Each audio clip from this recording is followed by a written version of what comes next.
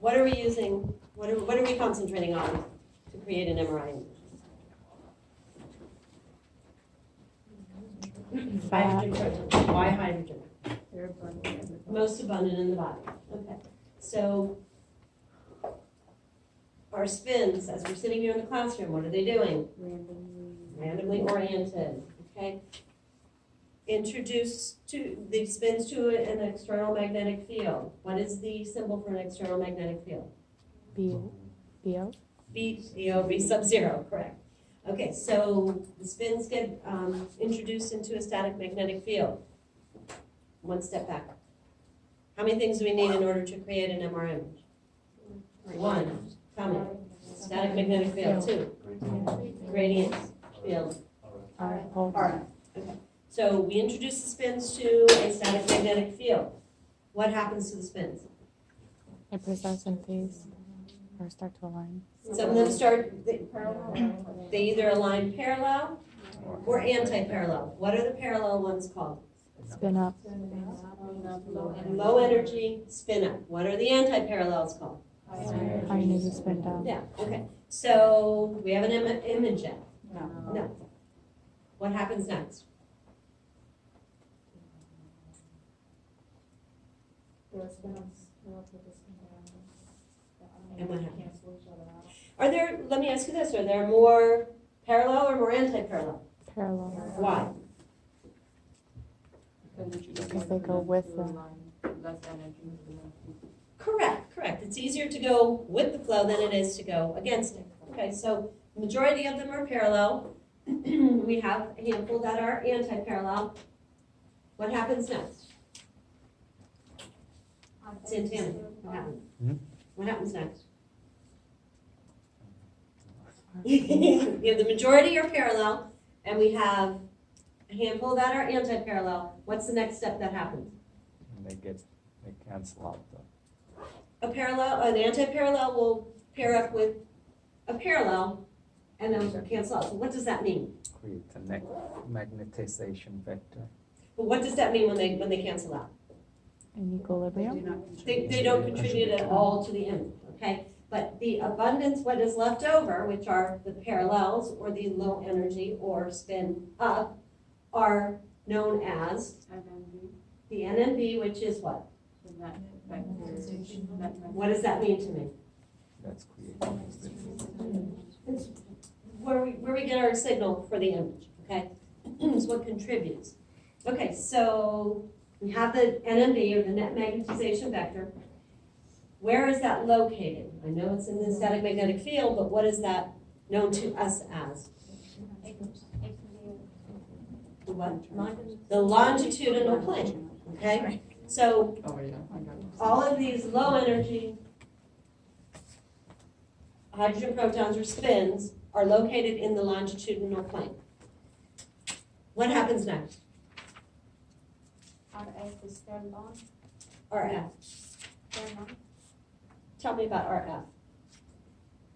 It has to be 90-degree RF. It doesn't have to be. It doesn't have to be.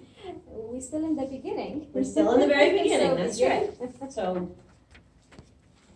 So yeah, once we turn on the RF, the spans flip. Any old RF, An RX One excitation at the normal frequency of hydrogen. which is, 42.57 or 67.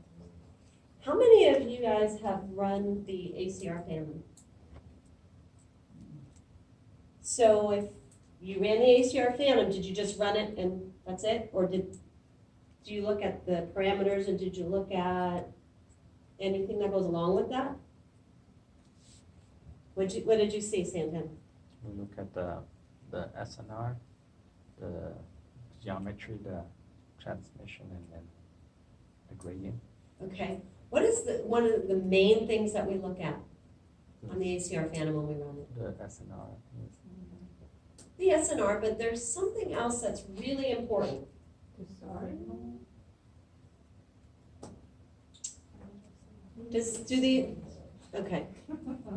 Do the initials or letters TG ring a bell? Transmit gain, what is the transmit gain? Anybody? Does anybody, have you seen it? Have you seen? Done it, I do Okay. it, but nobody has explained it, they just said you take the ball, you put it in the headquarters, Okay. center here, this is how you run it, Okay. and that's it, so then you just write the numbers down. Okay, so this number, this transmit gain that you write down, do you remember the number? 160. There's 20 123 or- point something. Yeah. or There's one- actually two numbers. One of the numbers should be something like this.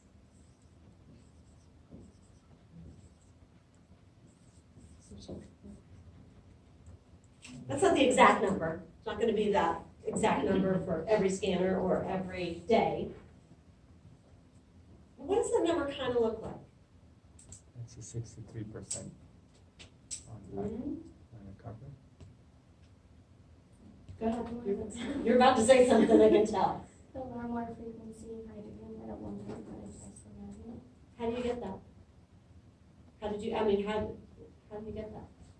I don't know the equation or the What is the Larmor frequency of hydrogen at a 1.5 magnet?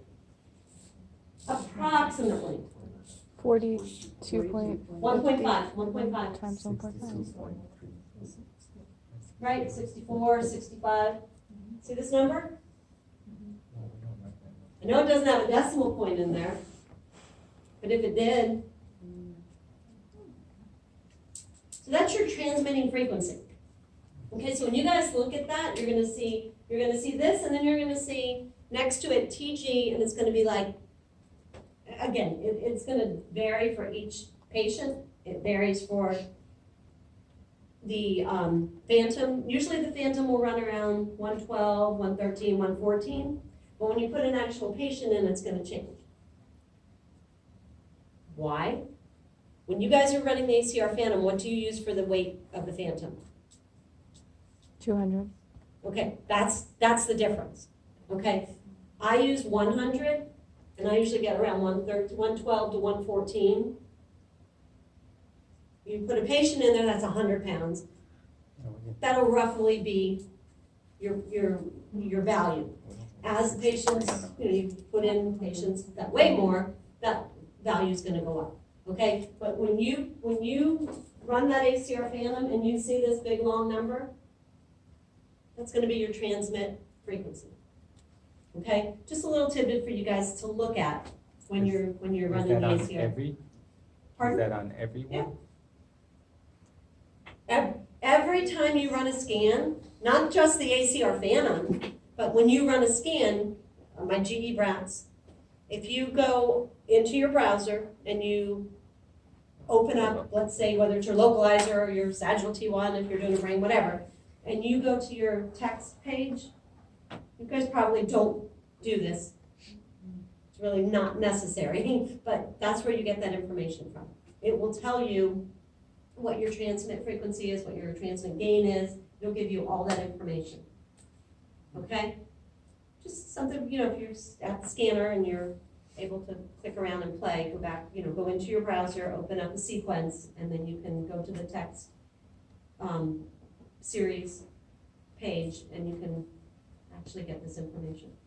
All right? Okay, so we deliver an excitation pulse at the Larmor frequency of hydrogen, depending on what Tesla magnet we're using, right? That will take the spins and flip them from the longitudinal plane into the transverse plane. Do we have an image? What happens next? Okay.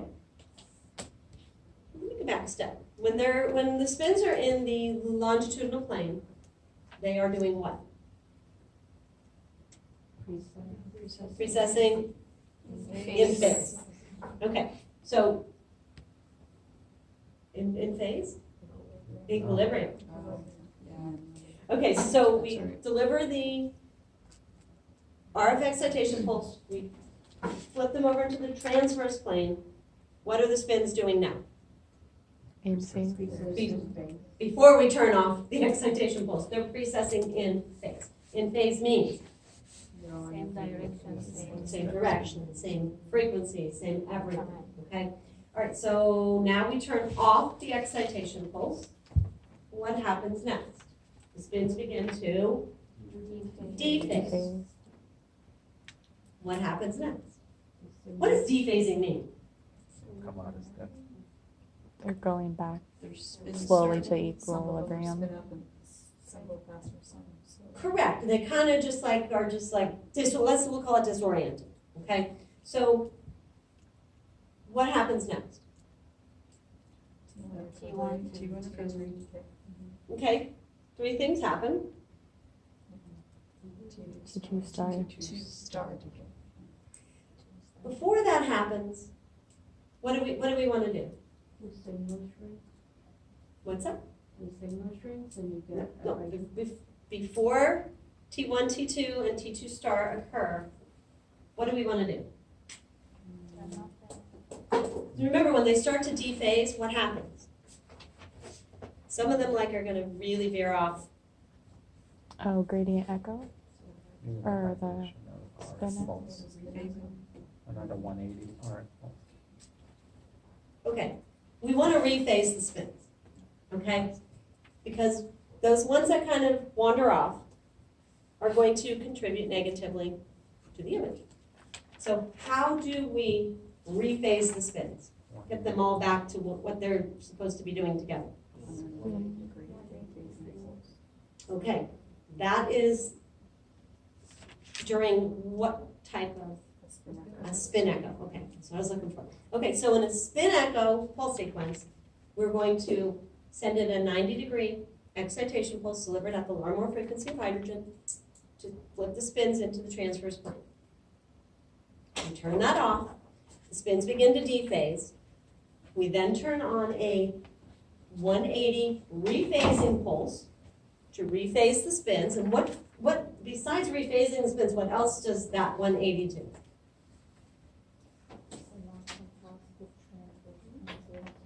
Not all of them, but which ones?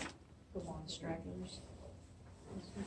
The wanderers, the stragglers, the T2 star that occurs, okay? Because we don't always want that to contribute to the image, okay? So we send in that 180 rephasing pulse. That sweeps anything that's not right here on the transverse plane past, okay? At this point, those spins cannot contribute to the image, okay? So now once that happens, now what happens?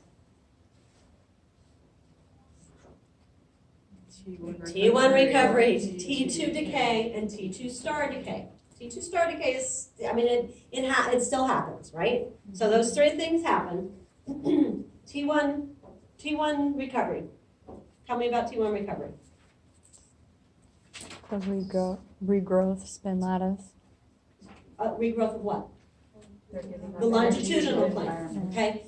They're giving their energy to the environment. They're regrowing the longitudinal plane.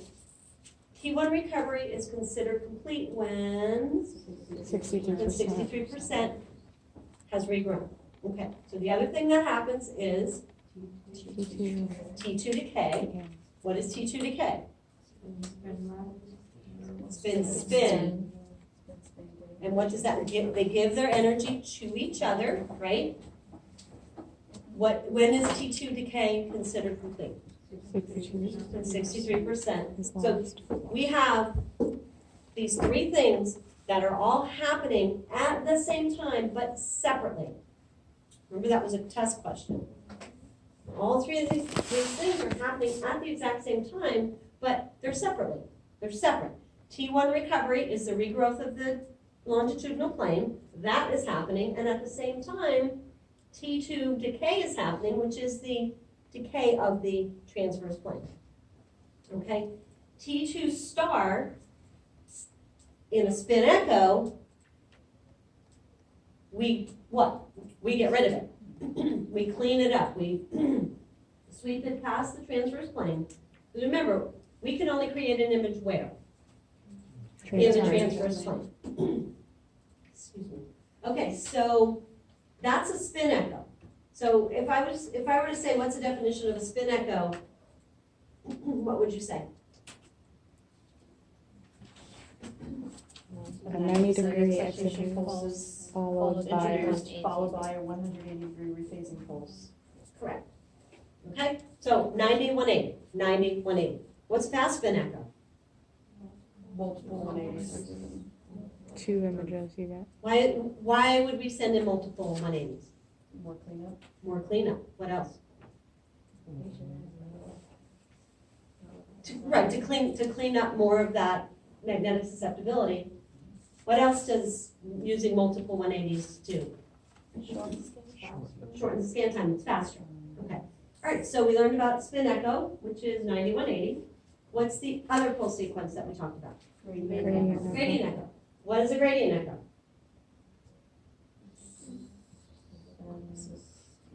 A less than 90 The variable pulse. angle. How are the Oh. spins Variable flip angles. flipped into the transverse plane from the longitudinal plane? With a gradient, not with a 90-degree excitation pulse. A gradient is used to excite the spins and flip them into the transverse plane. We say 90-degree for spin echo because it goes from longitudinal into transverse, that's exactly 90 degrees. What is the difference with the gradient echo? Flipping the spins into the transverse plane. What's varied? The flip angle, right? Okay, so we use a gradient to excite the protons or flip them over into the transverse plane. What happens next? Either the slow spins will. Hang on.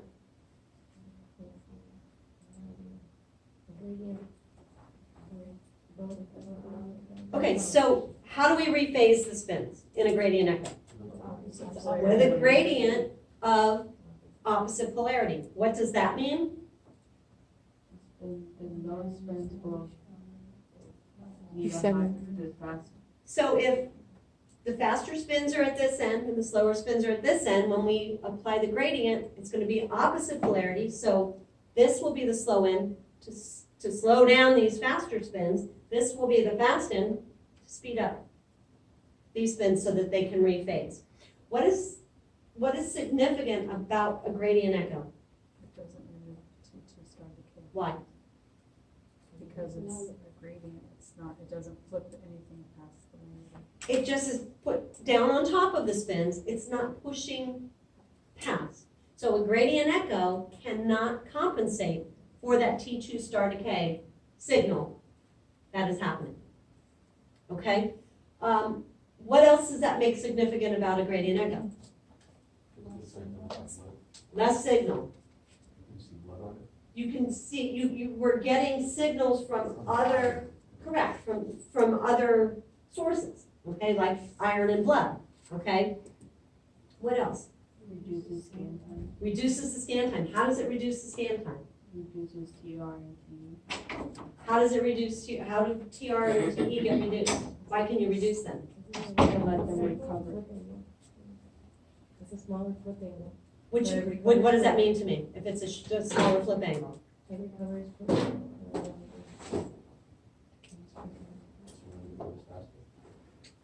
Just fast. Not all of the spins are reaching the Transfer. transverse plane. So it takes less time for them to get over there, and it takes less time for them to get back. Okay, so it takes less time for T1 recovery and less time for T2 decay. So if I were to produce a T1 weighted image using a spin echo, what kind of parameters would I use for TR and TE? Short TR and a short TE, short, short. If I were to create a T2 weighted image in a spin echo pulse sequence, how would my TR and TE be? Long. Long TR and long TE. If I were to produce a proton density weighted image, Long. spin echo, how would my parameters be? TR would be Long. long, TE would be Short. TR controls, T1. TE controls, T2. T2. So if I want to produce a T1 weighted image, what do I need to do? I already know the short and short. What do I need to do?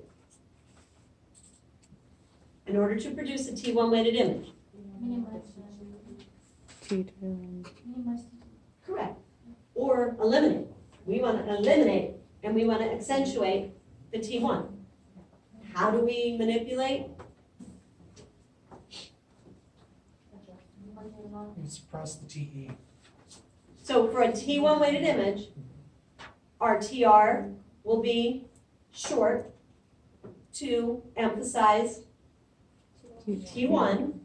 Our TE will be short to eliminate T2 because TR controls T1, TE controls T2. So if I were to use the same principles in a gradient echo pulse sequence, if I want to produce a T1 weighted image, for T1 will be short is short. What's the other parameter that comes into play when you're producing a gradient echo? Your flip angle. So with that being said, if I want a T1 weighted image, gradient echo, what kind of flip angle would I have? large. A large flip angle, very good. If I were to produce a T2 weighted image in gradient echo, my TR and TE would be Long.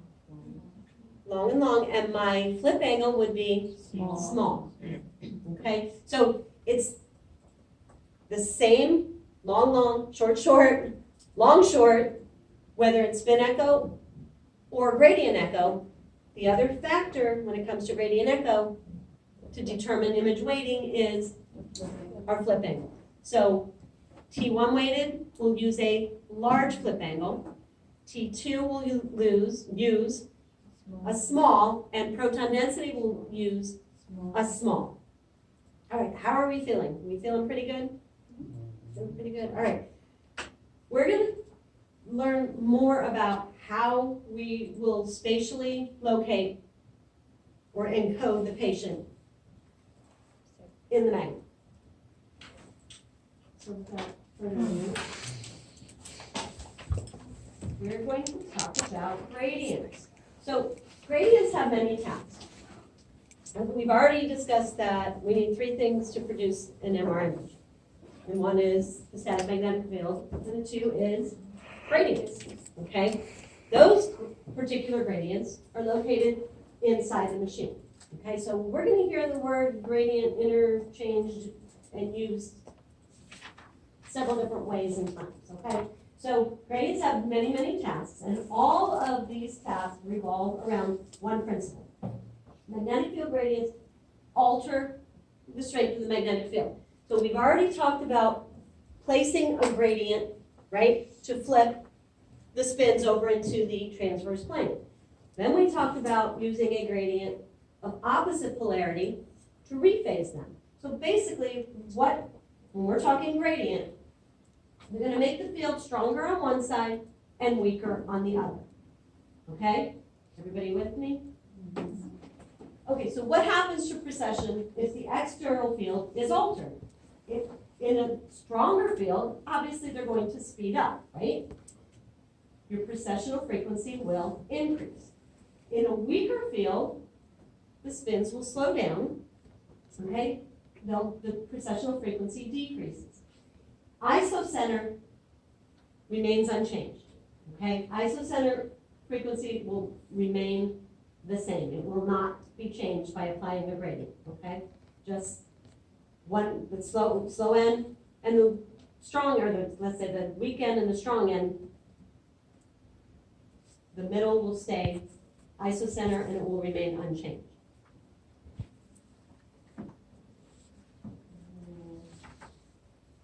Okay, so we want to spatially locate the patient in the magnet. How do we do that? We have three gradients. We have an X, a Y, and a Z. Our z gradient, we'll go backwards, zy-x. The z-axis or z gradient is the long axis, okay? The y gradient is the vertical axis, and the x gradient is going to be the horizontal axis. Okay, so these will always stay the same. Cy-x is always going to be long, vertical, and horizontal.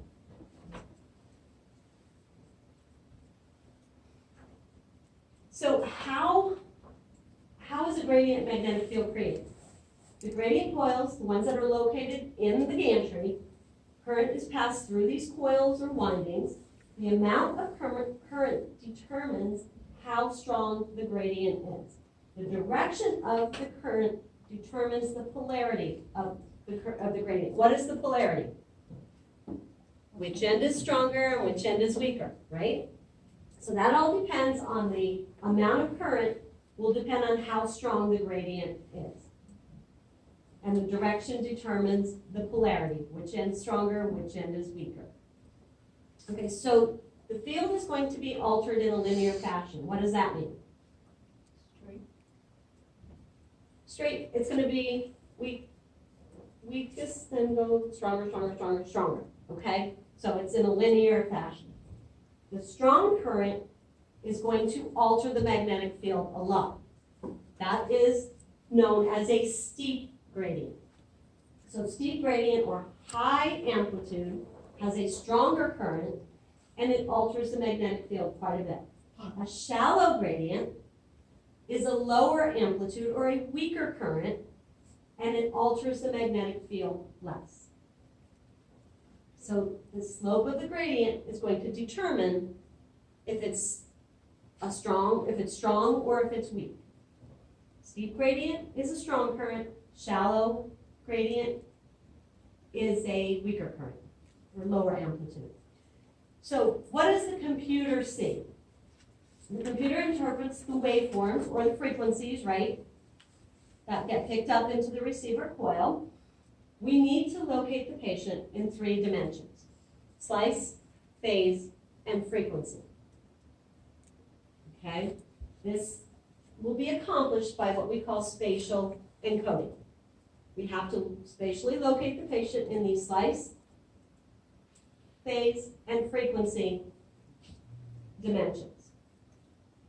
All right, so when we look at an image, the computer is going to display it as pixels and voxels, right? Voxels are 3D. Pixels are the individual little dots that we see that make up the voxels. So patient broken down into voxels, 3D, which are represented in our image by pixels, which are 2D. Spatial encoding basically gives the voxel an address. Okay, like we all have a home address. Spatial encoding is going to give the patient an address in the machine. So how do we spatially locate the patient? Slice encoding, phase encoding, and frequency encoding. First thing that's going to happen is slice selection. Okay? Slice selection gradient gets turned on as soon as the RF excitation pulse gets turned on. Okay, so you begin by turning on a gradient. This is going to alter the precessional frequency in a linear fashion across the whole volume of the scanner. Next thing we do is we transmit the RF, obviously at the Larmor frequency of hydrogen. Only the nuclei, which we've already learned at that precessional frequency, are going to be affected. Okay, they're the only ones that will resonate. That's why we use 64 when we're working on a 1.5 magnet, correct? Everybody's with me? Okay. So again, X gradient is the horizontal, that's your sagittal slices. Your Y gradient is the vertical axis or your coronal, and your Z gradient is the long axis or axials. So X, Y, Z, sagittal, coronal, axial. X, Y, Z, sagittal, coronal, axial. X will always be sagittal, Y will always be coronal, and Z will always be axial. I think one of my students, either last year or the year before, when I said sagittal, coronal, axial, they were always trying to think of acronyms and stuff, and they came up with SCA. SCA, sagittal, coronal, axial, X, Y, Z. Okay, so if that helps you to remember X, Y, Z, the gradients, X goes with sagittal, Y, coronal, Z, axial, SCA. SCA. Okay? So in slice selection, if we want to perform a sagittal slice, the X gradient gets turned on. Does that make sense? Okay, we're locating the patient in the magnet. The first gradient that gets turned on is the slice select gradient. All right, so speaking of slices, we also determine the thickness of the slice, correct? Okay, so it is controlled, it's a parameter that gets controlled by the technologist. So the computer is going to adjust two things to control slice thickness. It's going to adjust the steepness of the gradient slope and the range of the RF transmission, or the bandwidth. How many of you guys have seen bandwidth on your parameters to play, to mess with, to change, to, okay. This particular, well, we're gonna get into bandwidth a little bit more. When you adjust slice thickness, the computer automatically adjusts the slope of the gradient and the transmit bandwidth. Okay? The bandwidth that we play with as parameters, as technologists, is called the receive bandwidth. Have you all seen how it says receive bandwidth on there? It's receive, it's not transmit. Whenever we adjust slice thickness, the computer automatically adjusts the slope of the gradient and the transmit bandwidth. Okay? All right, so when technologists make adjustments in bandwidth, that is called the receive bandwidth. The one that we adjust is the receive bandwidth. Technologists simply select slice thickness. We do not adjust the gradient slope or the transmit bandwidth. That is done automatically when you adjust your slice thickness. Okay? Again, I'm going to say this many times as I have to. The bandwidth that we, as technologists, adjust is the receive bandwidth. The transmit bandwidth is adjusted through slice thickness. What is bandwidth? What is bandwidth? Bandwidth is the range of frequencies that gets used, that gets